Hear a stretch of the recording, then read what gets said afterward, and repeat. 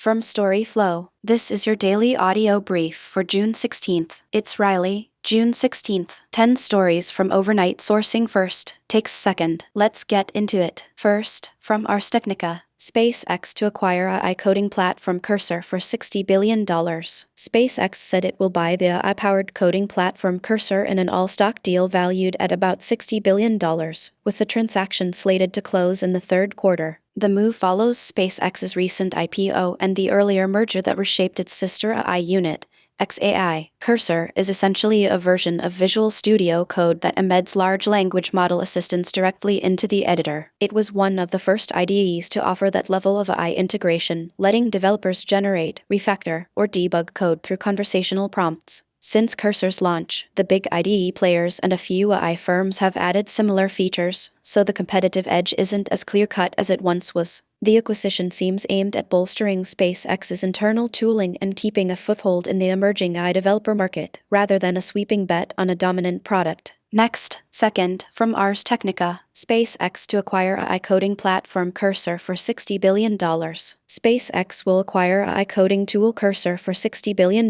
in an all-stock transaction, the companies announced today. The deal is expected to close in the third quarter. It comes just 2 days after SpaceX's unprecedented IPO and a few months after the merger of SpaceX and XAI, which brought a significant restructuring of XAI. Cursor was one of the first tools to fully bake features that leverage large language models into an IDE. It's a branch of Visual Studio Code with heavy AI integration. Up next, third, from Slashdot. The U.S. government's Anthropic models ban was never about an AI jailbreak. TechCrunch's Zach Whitaker argues that the U.S. government's abrupt export control order forcing Anthropic to pull its Fable 5 and Mythos 5 models offline was never about an AI jailbreak threat. Instead, it was driven more by personality differences between the AI company and Trump administration. Security experts say the reported guardrail bypass did not justify the order and warn that the move sets a troubling precedent. The government can unilaterally disrupt American software products without court approval, potentially undermining trust in U.S. AI providers. From the report,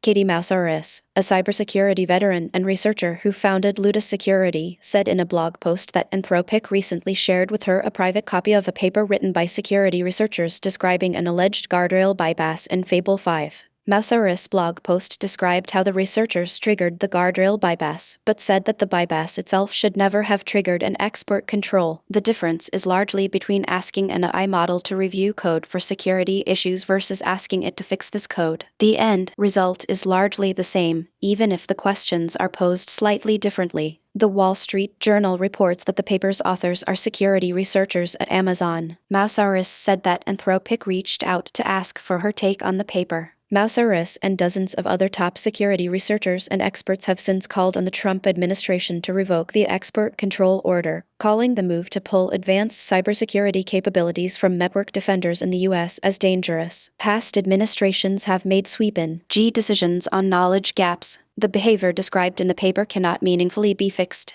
and any attempt would only weaken the model for defense, said Mousaris, who criticized the export control directive as hasty, heavy-handed, and misguided. For instance, language used by the U.S. government during the 2010s to fix export law covering cybersecurity tools that could also be used for cyber attacks was so broad that inadvertently, it nearly outlawed legitimate security and vulnerability research. Justin Hendricks, the editor of Tech Policy Press, said the Trump administration's move is likely to raise alarms in foreign capitals about the reliability of American AI for critical applications. The message is that AI companies in the United States can't be trusted to operate without interference. See from the U.S. government. However, the Trump administration's directive appears retaliatory. The Trump administration hasn't confirmed why it invoked its export control directive. Did the officials misread the report and freak out? Did Amazon CEO Andy Jassy say something to senior government officials that prompted the reaction, out of caution or spite? Was something lost in translation, or was this a way to pressure Anthropic, with whom the administration already has a fractious relationship? To quote Hendricks, the climate is one of a cloud of suspicion that senior officials are picking favorites based on personal and political factors.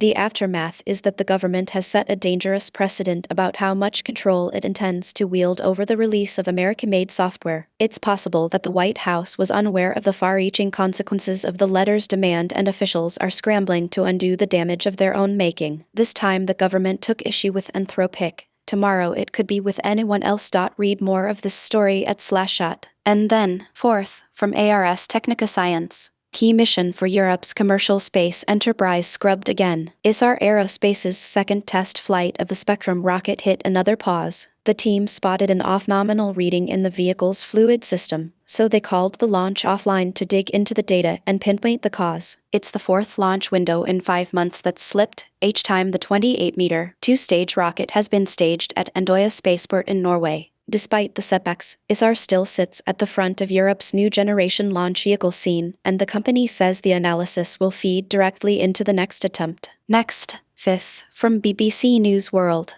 VAR official says hand gesture was involuntary, subconscious twitch. Video assistant referee Sean Evans has denied intentionally making a hand gesture to communicate a message, affiliation, game or belief of any kind, and claimed it was an involuntary, subconscious twitch that he was unaware of. Up next, sixth, from TechCrunch AI. The U.S. government's Anthropic models ban was never about an AI jailbreak. The Trump administration's decision that forced Anthropic to pull its latest cybersecurity models could be reactionary, retaliatory, or both. But the message is clear. The AI industry isn't immune from U.S. government interference. And then, seventh, from TechCrunch. The U.S. government's Anthropic models ban was never about an AI jailbreak. The administration slipped a new interpretation of export control rules into the code, reclassifying Anthropic's cybersecurity models as dual-use tech. The shift wasn't about a specific vulnerability, it was a legal pivot that let regulators treat the models like weapons rather than research tools. Anthropic's response was swift. They disabled the affected models, rerouted workloads to non-US infrastructure, and warned customers that the service would be unavailable until the paperwork cleared.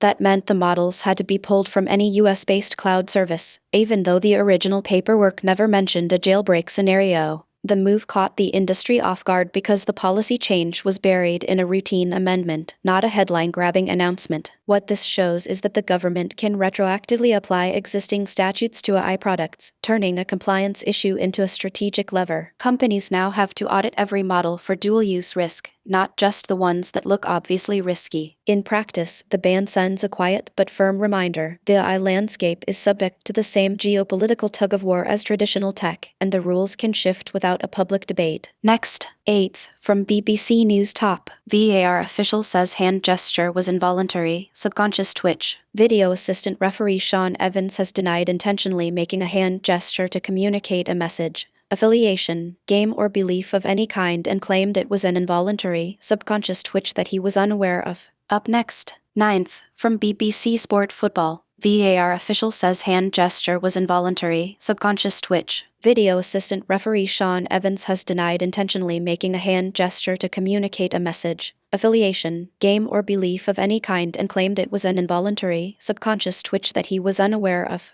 And then, 10th, from storyflo Sports. Brock on Sports June 16th. From storyflo, this is your daily audio brief for June 16th. It's Brock, June 16th. The Sports Rundown. 5 stories, no fluff. Let's get into it. First, from Awful announcing, Kansas City, Los Angeles top local ratings for early World Cup matches. Local ratings are in for the United States men's national soccer team's World Cup match against Paraguay, and the cities most interested in the game may not be the ones you expect. According to Michael Mulvihill, the president of Insights and Analytics at Fox Corporation, Kansas City had the highest English language ratings for United States Paraguay. The #1 market for USA Paraguay on FOX was Kansas City at a 9.2 rating and 29 share. The top 5: KC 9.2, Boston 8.6, San Diego 7.3, Dallas 7.3, St. Louis 7.3. Michael Mulvihill at Mulvihill79. June 15, 2026. Kansas City recorded a 9.2 rating and a 29 share. A rating is the percentage of total households in a market that tuned into the game, while share is the percentage of households watching TV that were watching the game. So 9.2% of Kansas City households watched United States Paraguay, and 29% of households watching TV in Kansas City were tuned into the match. The story is slightly different when Spanish viewership is included. Combined English and Spanish language ratings show Los Angeles topping all markets with a 13.4 rating and a 42 share. For comparison, throughout the entire 2025 World Series Los Angeles Dodgers-Toronto Blue Jays, Los Angeles averaged a 17.6 rating and a 53 share. The top 5: LA 13.4, Miami 12.4, Houston 9.6, Dallas 9.4, KC 9.4. Los Angeles was also the #1 market for the Mexico match on FOX plus TEL. Michael Mulvihill at Mulvihill79, June 15, 2026. The combined English plus Spanish ratings generally highlight cities with large Hispanic populations. Los Angeles, Miami, and Houston are the top 3. The #1 market for USA Paraguay on FOX and Telemundo